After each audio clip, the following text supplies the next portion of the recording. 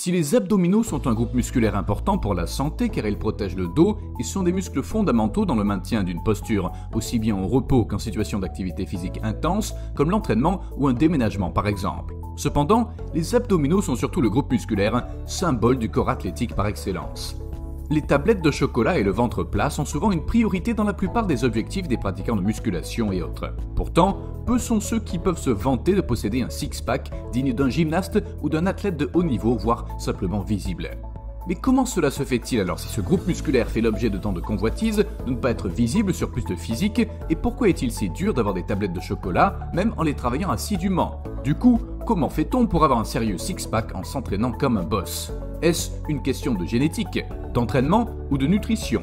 Nous allons donc essayer de voir ce que personne ne vous dit sur les abdominaux, c'est-à-dire les différentes raisons expliquant un manque de développement des abdominaux et ou de visibilité et les solutions pour se construire des abdominaux en béton et un ventre plat à faire jalouser Kylie Jenner. C'est parti pour une revue complète du groupe musculaire le plus recherché dans le monde du fitness, surtout après les fêtes de Noël. Indice numéro 1. Comment voir ces tablettes de chocolat? Le pourcentage de masse grasse. Pour commencer, autant le dire tout de suite, quel que soit votre niveau de développement musculaire au niveau des abdominaux, sans un pourcentage de masse grasse général à minimum 12%, il vous sera impossible d'avoir un minimum de définition.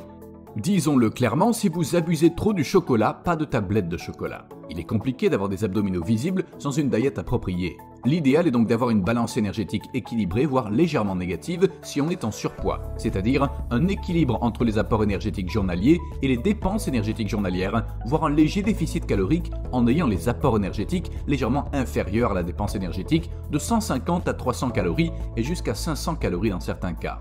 Indice numéro 2. Petit rappel anatomique. Quand on parle des abdominaux, on parle principalement du muscle droit de l'abdomen ou du grand droit qui comprend l'ensemble des tablettes de chocolat qui ne sont pas plusieurs mais un seul groupe musculaire qui va d'en dessous des pectoraux au pubis. Sa fonction est de fléchir le tronc et de ramener à la fois les cuisses du torse et les épaules des hanches. Sa forme ne peut donc pas être changée et certains ont 6 carrés au niveau de son muscle visible, d'autres 8. Ce sont des éléments définis génétiquement qu'il est impossible de modifier. Indice numéro 3. Les entraîner indirectement avec des mouvements polyarticulaires.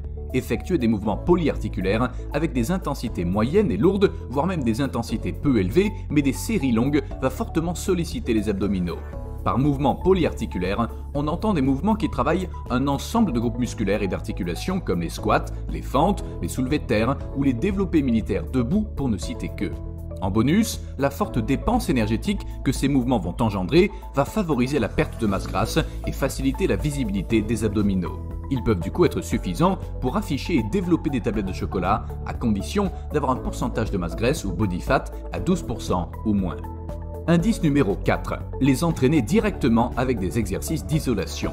Évidemment, si on pratique des exercices polyarticulaires et que l'on a un body fat à 12% ou moins et que les abdominaux ne sont pas visibles, il est logique de les entraîner directement avec des exercices d'isolation. Par exercice d'isolation, on entend des exercices ciblant quasi exclusivement un groupe musculaire, dans notre cas les abdominaux.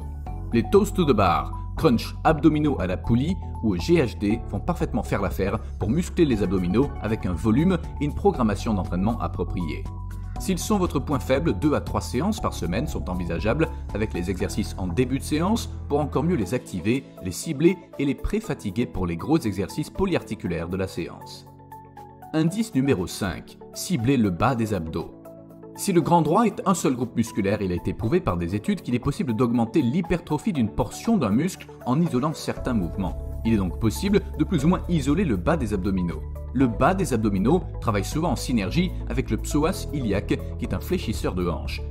Pour cibler cette partie, on effectuera des exercices qui rapprochent les cuisses du tronc, comme les toe to bar ou plus généralement les différents exercices de la famille des relevés de jambes en général.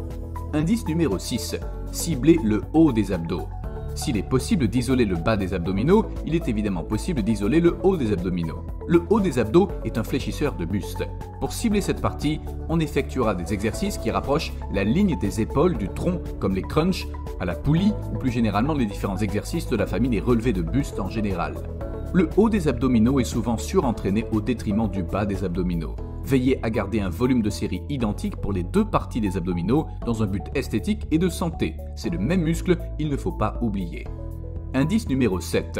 Entraîner les abdominaux en série longue.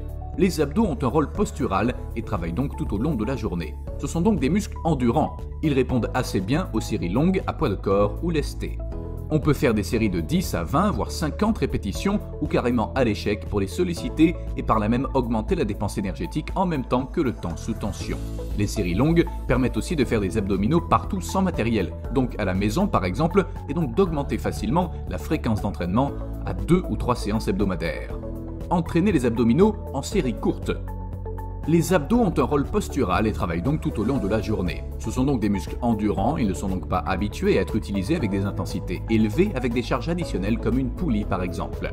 Utiliser des séries courtes de 6 à 8 répétitions, voire moins, peut booster la progression des abdos en apportant un nouveau stimulus à ce groupe musculaire, surtout si sa routine d'entraînement consiste en d'interminables séances à poids de corps.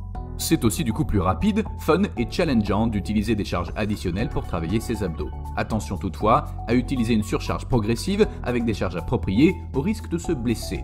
Privilégiez l'usage de la poulie au poids libre pour la stabilité qu'elle apporte, ainsi que la facilité à charger les crunchs et relevés de jambes qu'elle amène aussi.